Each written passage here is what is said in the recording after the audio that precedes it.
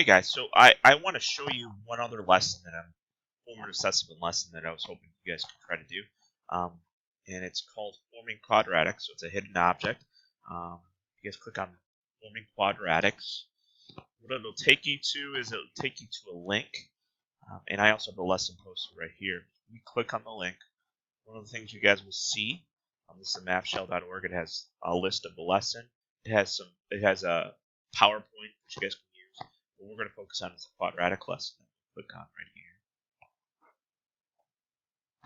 and it's going to open up for us so we can see all the wonderful resources that we have. So this is representing quadratic functions. It gives you guys the math goals. It gives you standards. It gives you an introduction. Tells you that this lesson is going to take about 95 minutes. I've done this multiple times. The kids love this. So what you're doing first is this lesson would be right after you guys have talked about vertex form, intercept form, and standard form, and seeing how they are all related to each other. So this is why we're doing this kind of like after we've talked about graphing them, we've talked about modeling them. Another group of people tend to do this lesson after you talked about completing the square, intercept form, that type of thing. So the first thing that you guys are going to do is you're going to complete a pre-assessment, and this is at the back of your packet. This is on page, let me just show you guys where it is. Pre-assessments at the back.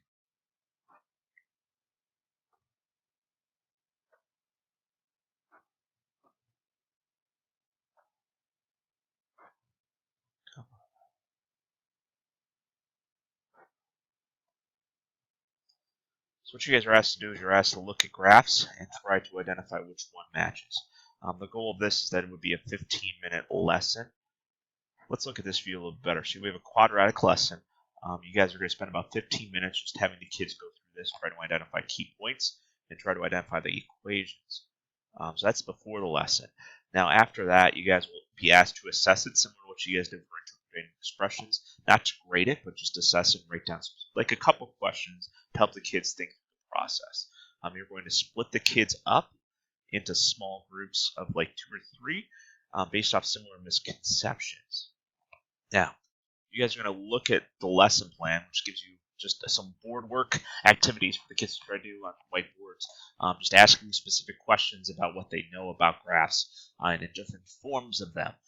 You'll do this for about 10 minutes, and then what you guys will do is you'll break them into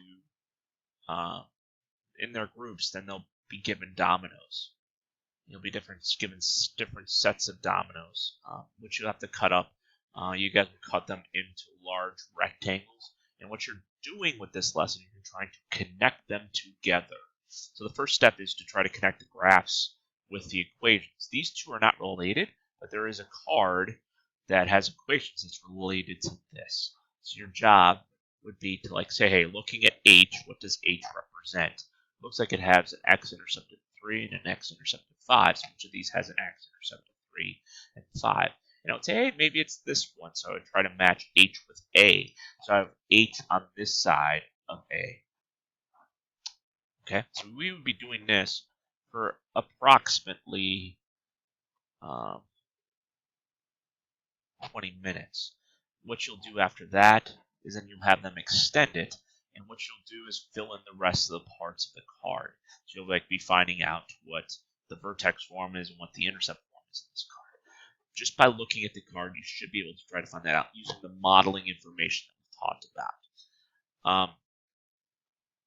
After that, you guys will look at the pre-assessment again and have them try to correct the issues that they had from before. Hopefully they've learned from their mistakes.